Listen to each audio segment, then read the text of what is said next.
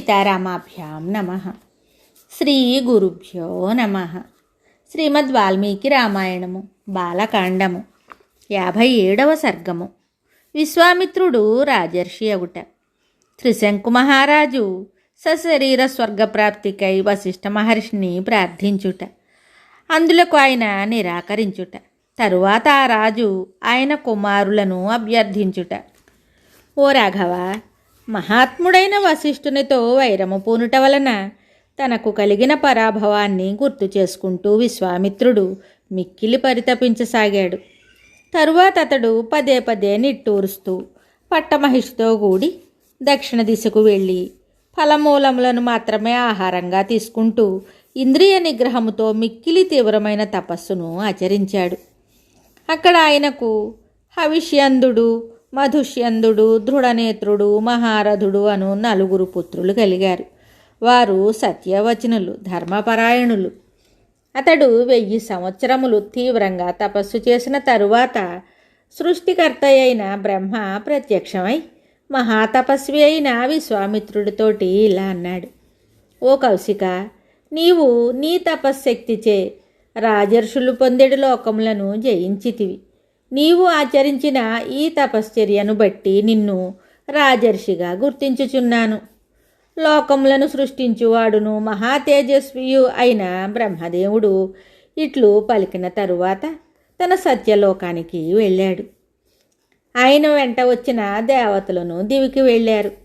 విశ్వామిత్రుడు బ్రహ్మ మాటలను విని సిగ్గుతో తలంచుకున్నాడు. మరియు తీవ్రమైన దుఃఖానికి లోనై కోపంతో ఇలా అన్నాడు: నేనింతటి తీవ్రమైన తపస్సనొచ్చినా కూడా సమస్త దేవతలను, ఋషీశ్వరులను నన్ను రాజర్షిగా మాత్రమే గుర్తించారు. నా తపస్సునకు తగిన ఫలము దక్కలేదనియే తలుస్తున్నాను. ఓ రామ, మహాతపస్వి అయిన విశ్వామిత్రుడు ఇట్లు తలపోసి మునుపటి కంటెను తీవ్రముగా తపస్సు చేయటం ప్రారంభించాడు. ఇదే కాలమున ఇక్ష్వాకు వంశ ప్రముఖుడైన త్రిశంకు మహారాజు వర్ధిల్లుతూ ఉన్నాడు. అతడు సత్యవాది, జితేంద్రియుడు, అన్ని విధములుగా ఖ్యాతికెక్కినవాడు.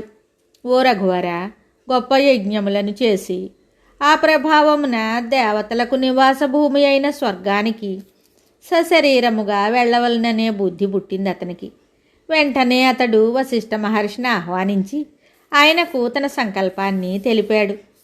అంతటా మహాత్ముడైన వశిష్ఠుడు అది అసాధ్యం అని చెప్పాడు. వశిష్ఠుడు తన కోరికను నిరాకరింపగా ఆ రాజు దక్షిణ దిశగా బయలుదేరాడు. తన మనోరథ సిద్ధికై వశిష్ఠుని పుత్రుల దగ్గరికి వెళ్ళాడు. అచ్చట దీర్ఘకాలము నుండి తపస్సు చేస్తూ తేజోమూర్తులయ్యున్న చాలామంది వశిష్ఠ పుత్రులను మహాతేజస్వియగు త్రిశంకువు దర్శించాడు. అతడు మహాత్ములైన గురుసూతులనందరినీ సమీపించి క్రమంగా వినయంతో వారికి ప్రణమిల్లాడు. తరువాత లజ్జతో తల వంచుకొని అంజలి ఘటించి ఆ మహానుభావులతోటి ఇలా విన్నవించుకున్నాడు: మీరు అనన్య శరణ్యులు. ప్రపత్తితో మిమ్ము శరణు చూస్తున్నాను. నన్ను ఆదుకొనండి, మీకు పుణ్యం ఉంటుంది. మహాత్ముడైన వశిష్ఠ మహర్షిచే నేను నిరాకరింపబడితిని. నేనొక మహాయజ్ఞమును చేయదలచితిని. దానికి మీరు అనుజ్ఞ ఇవ్వండి.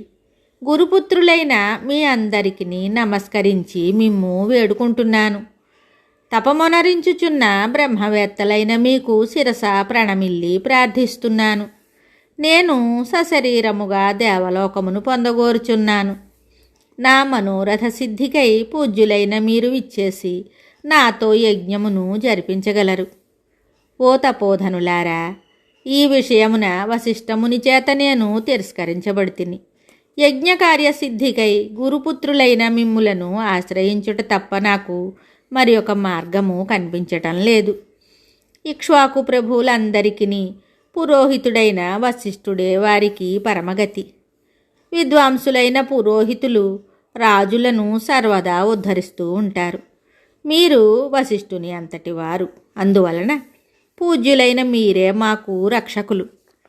వాల్మీకి మహర్షి విరచితమయ్యే ఆది కావ్యమైన శ్రీమద్ రామాయణమునందలి బాలకాండమునందు 57వ సర్గము సంపూర్ణం. శుభం.